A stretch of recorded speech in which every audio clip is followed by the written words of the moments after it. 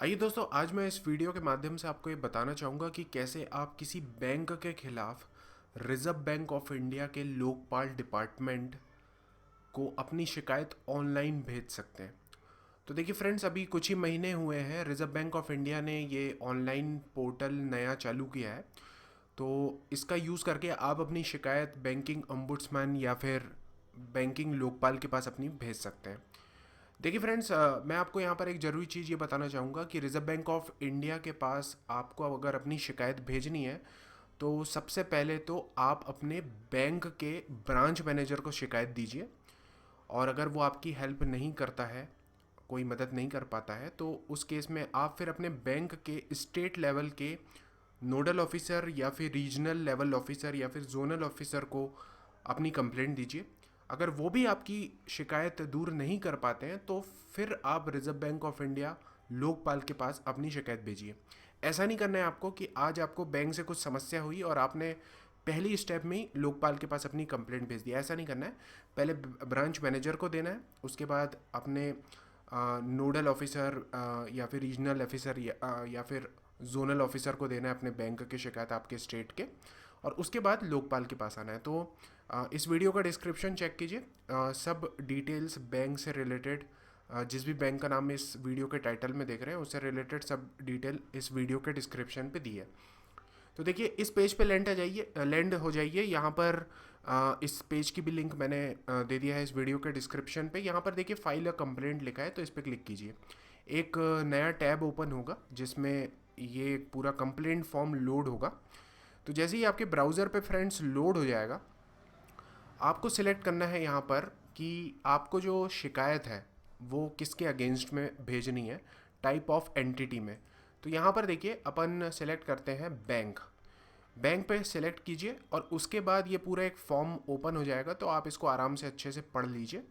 और उसके बाद फ्रेंड्स आप यहाँ पर बस एक बात का ध्यान रखिए कि मोबाइल नंबर और अपना जो भी डिटेल है, ईमेल एड्रेस या फिर पता वता, वो सब सही तरीके से डालिए, गलत मत डालिए।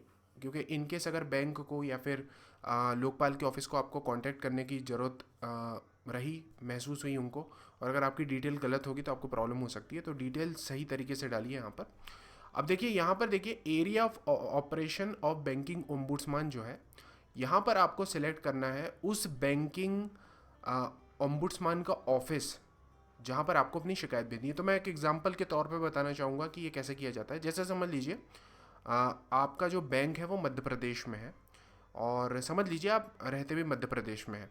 तो उस केस में आपको जो अपनी शिकायत भेजनी है वो भेजनी है बैंकिंग ओम्बुड्समैन भोपाल के ऑफिस में, जैसे कि आप स्क्रीन में देख रहे हैं। अब फ्रेंड्स, जैसे समझ लीजिए आप मध्य प्रदेश में रहते हैं और आपका बैंक समझ लीजिए पश्चिम बंगाल में। तो उस केस में आपको बैंकिंग ओम्बुड्समैन भोपाल को अपनी शिकायत नहीं भेजनी है। उस केस में आपको बैंकिंग ओम्बुड्समैन कोलकाता को अपनी शिकायत भेजनी है। तो इस बात का आप ध्यान रखिए, सही बैंकिंग ओम्बुड्समैन को सिलेक्ट कीजिए, नहीं तो आपकी कंप्लेंट हो सकता है क्लोज हो जाए या रिजेक्ट हो जाए, या फिर कुछ प्रॉब्लम हो जाए या बहुत लेट हो जाए काम उस पर कार्रवाई होने में। तो सही एरिया ऑफ ऑपरेशन सेलेक्ट करना बहुत ज़रूरी है। तो देखिए, अभी वीडियो में समझाने पर्पज़ से मैं भोपाल सेलेक्ट कर देता हूँ। उसके बाद जो भी ये जानकारी दी है वो आप यहाँ पर भर लीजिए, सिलेक्ट कर लीजिए। अब देखिए यहाँ पर नेक्स्ट बटन है, तो नेक्स्ट बटन जैसे ही आप इस पर क्लिक करेंगे तो आपका पूरा कंप्लेंट फॉर्म खुल जाएगा। तो कंप्लेंट फॉर्म में आप पूरा अच्छे से टाइप करिए डिटेल में। आप इंग्लिश यूज़ कर सकते हैं, हिंदी यूज़ कर सकते हैं, या फिर कोई रीजनल लैंग्वेज है आपकी तो वो यूज़ कर सकते हैं। उसको अच्छे से टाइप कीजिए।